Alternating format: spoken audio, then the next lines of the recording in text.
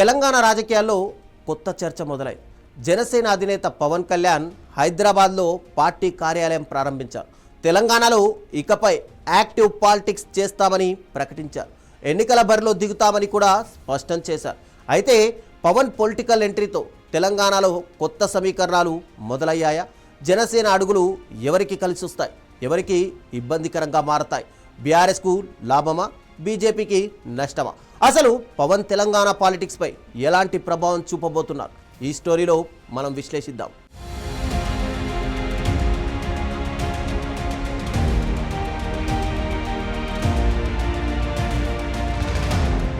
తెలంగాణలో జనసేనకు కొత్త ఇన్నింగ్స్ ప్రారంభమైందనే చెప్పాలి. ఇప్పటివరకు ప్రధానంగా ఆంధ్రప్రదేశ్ రాజకీయాలకే పరిమితమైన జనసేన ఇప్పుడు తెలంగాణలోనూ తన బేస్ పెంచుకునే ప్రయత్నాలు మొదలుపెట్టింది. హైదరాబాద్లో పార్టీ కార్యాలయం ప్రారంభించిన పవన్ కళ్యాణ్ తెలంగాణ ప్రజల సమస్యలపై పోరాడతామని చెప్పారు. పార్టీని గ్రామస్థాయి వరకు తీసుకెళ్తామని, ఎన్నికల్లో పోటీ చేసే ఉద్దేశం ఉందని స్పష్టం చేశారు.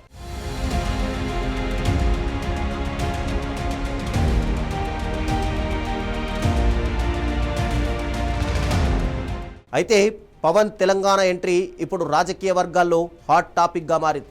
ఎందుకంటే జనసేనకు ఆంధ్రప్రదేశ్లో ఉన్న రాజకీయ ప్రభావం, పవన్కున్న అభిమాన గణం తెలంగాణలో కూడా కొంత ప్రభావం చూపే అవకాశం ఉందని అంచనాలు వేస్తున్నారు. ముఖ్యంగా గ్రేటర్ హైదరాబాద్తో పాటు ఆంధ్రప్రదేశ్ నుంచి వచ్చి స్థిరపడిన ఓటర్లలో జనసేనకు కొంత ఆదరణ వచ్చే అవకాశం ఉందని రాజకీయ పరిశీలకులు సైతం భావిస్తున్నారు.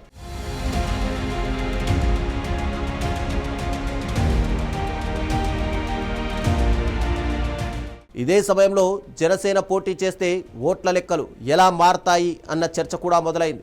ప్రస్తుతం తెలంగాణలో ప్రధాన పోటీ కాంగ్రెస్, బీఆర్ఎస్, బీజేపీ మధ్య కొనసాగుతోంది. ఈ నేపథ్యంలో జనసేన కూడా బరిలోకి దిగితే ఓట్ల విభజన జరిగే అవకాశాలపై చర్చ జరుగుతోంది. కొంతమంది విశ్లేషకుల అభిప్రాయం ప్రకారం ప్రతిపక్ష ఓట్లలో చీలిక వస్తే అది బీఆర్ఎస్కు అనుకూలంగా మారే అవకాశం ఉందని చెబుతున్నారు.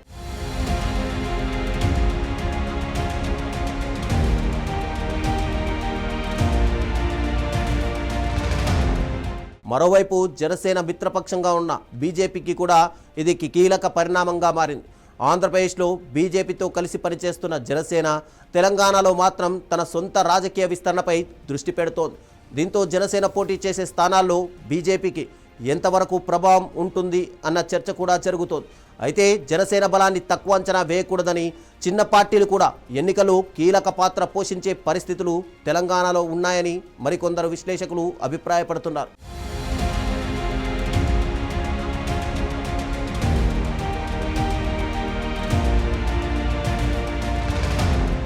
ఇక పవన్ గతంలో తెలంగాణ అంశంపై చేసిన కొన్ని వ్యాఖ్యలు కూడా రాజకీయ చర్చకు దారితీస్తున్నాయి. తెలంగాణ ఆవిర్భావం, ఉద్యమానికి సంబంధించిన అంశాలు ఎన్నికల సమయంలో సున్నితమైన విషయాలుగా మారే అవకాశం ఉంటుంది.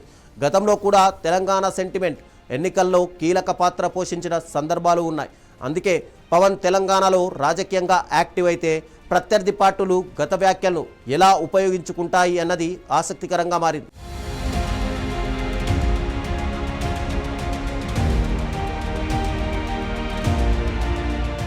అయితే జనసేన మాత్రం తెలంగాణలో తమ రాజకీయ ప్రయాణం ప్రజా సమస్యల ఆధారంగానే ఉంటుందని చెబుతోంది. యువత, ఉద్యోగాలు, అభివృద్ధి, ప్రజా సమస్యలపై దృష్టి పెడతామని పార్టీ నేతలు అంటున్నారు.